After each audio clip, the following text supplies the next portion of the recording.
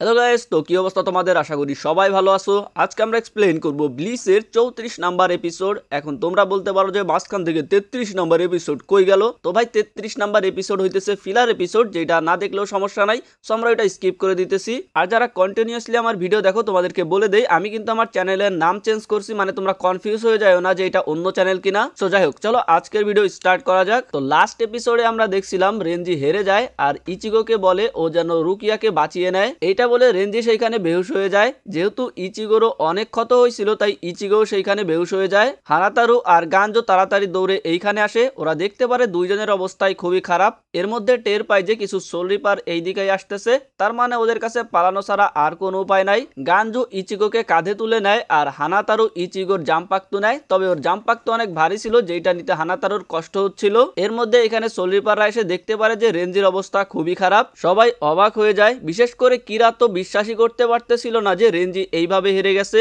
একটা soul reaper বলে যে আমরা রয়াকাদের দেখতে পারছি, আমরা কি ওদের পিছু যাব? ক্যাপ্টেন কিরা বলে যে না, এখন সবচেয়ে বেশি ইম্পর্টেন্ট হইতেছে রেঞ্জিকে চিকিৎসা করাইতে হবে। অন্যদিকে আমরা ইচিগোকে দেখতে পারি যার অবস্থা খুবই খারাপ। হানাতারু বলে যে আমি জানতাম এমন হবে। গানজো বলে যে তুমি হিলিং পাওয়ার ইউজ করতে পারবা কিনা? হানাতারু বলে যে না, ওর হাত দিয়েই কাজ করতে হবে, তবে ও এক রাতের মধ্যে ইচিগোকে ঠিক করে ফেলতে পারবে। অন্যদিকে রেঞ্জিরও সেম অবস্থা। আমরা দেখতে পারি ওর পাশে হিনামোরি আর কিরা দাঁড়াইছিল। কিরা বলে যে আমরা ওকে এইভাবে খুঁজে পাইছি, তবে আমি যদি আর একটু আগে যাইতাম তাহলে হয়তোবা আমিও ফাইটে অংশ নিতে পারতাম। হিনামোরি বলে যে তুমি নিজেকে দোষ দিও না। কিরা স্কোয়াড 4কে ডাকতে যায় যারা অ্যাকচুয়ালি চিকিৎসা করে, কিন্তু তখনই সেখানে ক্যাপ্টেন কুচুকি চলে আসে আর বলে যে রেঞ্জিরে কোনো রকম চিকিৎসা না করে আগে ওকে জেলে বন্দি করো। ক্যাপ্টেন কুচুকি অর্ডার দিয়ে এখান থেকে চলে যাচ্ছিল। হিনামোরি সাহস করে বলে যে থামেন, আপনি এটা কিভাবে বলতে পারেন? কিন্তু কিরা ওকে থামিয়ে দেয় আর ক্যাপ্টেন কুচুকির কাছে মাফ চায়। হিনামোরির কাছেও আর কোনো অপশন ছিল না, সো হিনামোরিও ক্যাপ্টেন কুচুকির কাছে ক্ষমা চায়। এরপরে ক্যাপ্টেন কুচুকি এখান থেকে চলে যায়। কিরা হিনামোরিকে বলে যে আমাদের কাছে আর কোনো অপশন নাই, আমাদেরকে রেঞ্জিকে বন্দি করতেই হবে, কিন্তু হিনামোরি এটা মানতে রাজি হচ্ছিল না। তখনই সেখানে ইচিমারু চলে আসে আর সহানুভূতি দেখায়, বলে যে 6 নম্বর স্কোয়াডের ক্যাপ্টেনের কাছে সত্যি মন বলতে কিচ্ছু নাই, বাট চিন্তা করো না, আমি তো আছি, আমি 4 নম্বর স্কোয়াডকে ডেকে দিব। এটা বলে ইচিমারু সেইখান থেকে কিরাকে সাথে নিয়ে বের হয়ে যায়। হিনামোরি তাদেরকে ধন্যবাদ জানাইতে থাকে। তখনই হঠাৎ করে হিনামোরির পিছনে ক্যাপ্টেন তোশিরো চলে আসে। তোশিরো হইতেছে 10 নম্বর স্কোয়াডের ক্যাপ্টেন, সো বুঝতেই পারতেছো মোটেই দুর্বল মনে করো না। যাই হোক, যেহেতু তোশিরো এইখানে হঠাৎ করে চলে আসছিল তাই হিনামোরি ভয় পেয়ে যায় আর নাম ধরে ডাক দেয়। তোশিরো বলে যে আমিও তো একজন ক্যাপ্টেন, তুমি আমার নাম ধরে ডাকতেছো কেন? হিনামোরি বলে যে আমার কোনো দোষ নাই, তুমি তো এখানে হঠাৎ করে চলে আসছো। আসলে ক্যাপ্টেন তোশিরো যেহেতু একটু ছোট তাই হিনামোরি আর ক্যাপ্টেন তোশিরোর মধ্যে ভালো একটা বন্ধুত্ব সম্পর্ক আছে। যাই হোক, হিনামোরি জিজ্ঞাসা করে যে আপনি এখানে কেন আসছেন? তোশিরো বলে যে আমি শুধু তোমাকে সাবধান করতে আসছি, 3 নম্বর স্কোয়াড থেকে একটু সাবধান থাইকো। হিনামোরি জিজ্ঞাসা করে আপনি কি কিরার কথা বলতেছেন? তোশিরো বলে যে না, আমি ইচিমারুর কথা বলতেছি, কিরার বিষয়ে আমি এখনো শিওর না। তোশিরোর সেই মিটিং এর কথা মনে পড়ে যেখানে ক্যাপ্টেন আইজান আর ইচিমারু কোনো একটা বিষয়ে কথা বলতেছিল। তোশিরো এই কথাগুলো মনে করে বলে যে সাবধান থাকতে কোনো দোষ নাই। আমরা আবারও সব ক্যাপ্টেনদের মিটিং দেখতে পারি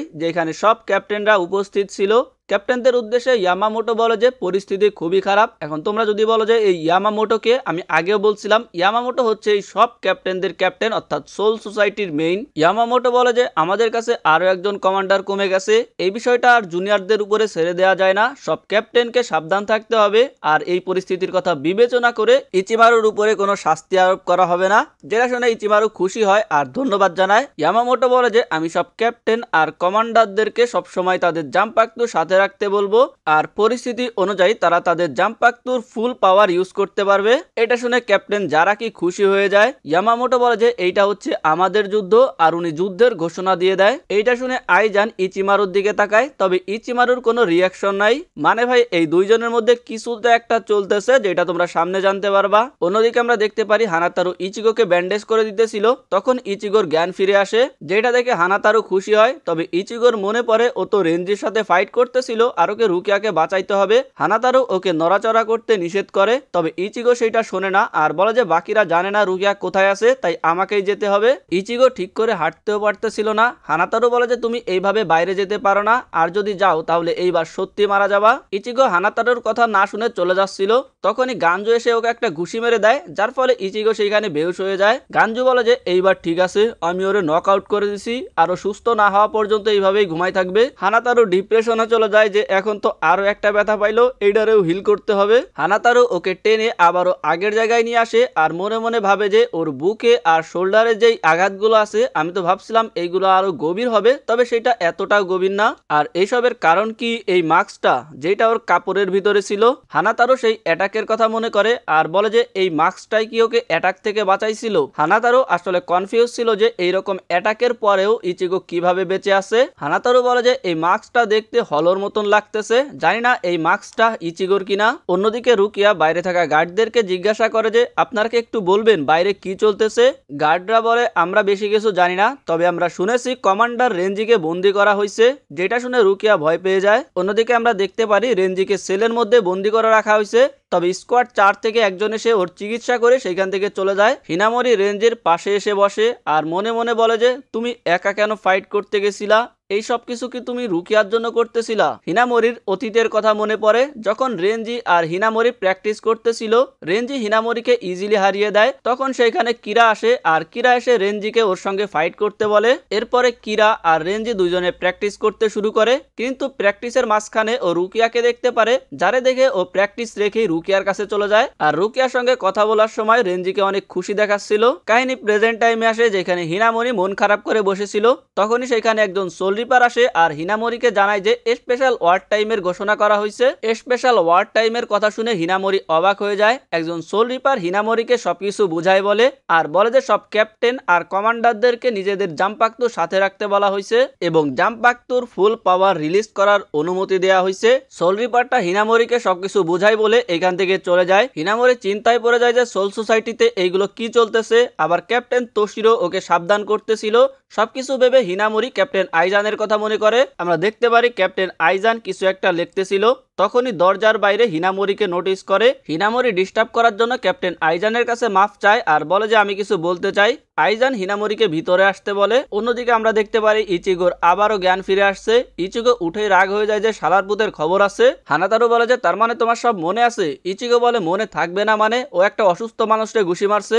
হানাতারু বলে যে ও যদি তোমারে ঘুষি না মারতো তাহলে এতক্ষণ তোমার সব ক্ষত খুলে আবারও রক্ত বের হইতে শুরু করতো। ইচিগো বলে যে হ্যাঁ বুঝতে পারছি, এখন আমার ঠান্ডা মাথায় কাজ করতে হবে। হানাতারু ইচিগোকে আরো একটু রেস্ট করতে বলে, কিন্তু ইচিগোর আসলে রেঞ্জিকে নিয়ে চিন্তা হচ্ছিল।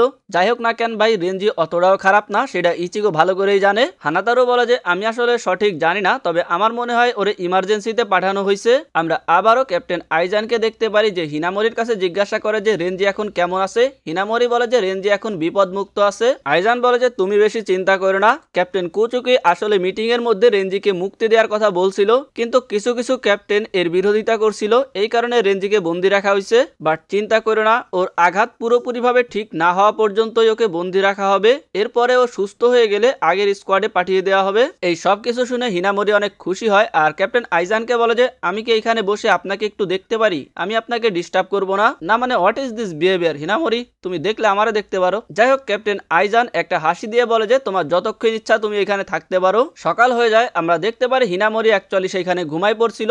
ক্যাপ্টেন আইজান ওকে ওইভাবে রেখে সেইখান থেকে বের হয়ে যায় আর আমরা দেখতে পারি ক্যাপ্টেন আইজানের পিছনে কেউ একজন ক্যাপ্টেন আইজানকে ফলো করতেছিল। একটু পরে হিনামরির ঘুম ভেঙে যায় আর ও উঠেই ক্যাপ্টেন আইজানের কাছে ক্ষমা চাওয়া শুরু করে, তবে দেখতে পারে ক্যাপ্টেন আইজান তো সেইখানে নাই আর ঘড়ির টাইম দেখে বুঝতে পারে ও তো লেট হয়ে গেছে। হিনামরি সেইখান থেকে দৌড়ে বের হয়ে মিটিং এ যাওয়া শুরু করে, তবে তখনই ও কিছু একটা টপ টপ করে পড়ার শব্দ পায়, যেটা শুনে হিনামরি দাঁড়িয়ে যায়। হিনামরি আস্তে করে পিছনের দিকে তাকায় আর পিছনের দিকে তাকিয়ে জোরে চিৎকার দিয়ে উঠে। ওর চিৎকার শুনে বাকি সবাইও এইখানে দৌড়ে চলে আসে আর সবাই এসে দেখতে পারে কেউ একজন ক্যাপ্টেন আইজানরে মেরে দেয়ালের সাথে ঝুলায় রাখছে। মানে ভাই একেবারে ডিপ জলের মতন সিল মেরে দিছে। যাই হোক এই এপিসোড এইখানেই শেষ হয়ে যায় এবং ব্লিচ আমাদের কন্টিনিউ থাকবে। এখন যেহেতু ওয়ান পিস আমরা হোল্ড করে রাখছি, মানে আপাতত এক্সপ্লেন করতেছি না, তো তোমরা তাড়াতাড়ি ব্লিচের এপিসোডগুলো পেয়ে যাওয়া। বাকি তোমাদের সামনে তোমরা হয়তো বা ব্লিচের প্লেলিস্ট দেখতে পারতেছো, তোমরা যারা মিস করতেছো বা খুঁজে পাইতে কষ্ট হয় একেবারে প্লেলিস্টে ক্লিক করে সিরিয়াল ওয়াইজ দেখতে পারো। তো আজকের মতো এ পর্যন্তই, ভালো থাকো, বাই বাই।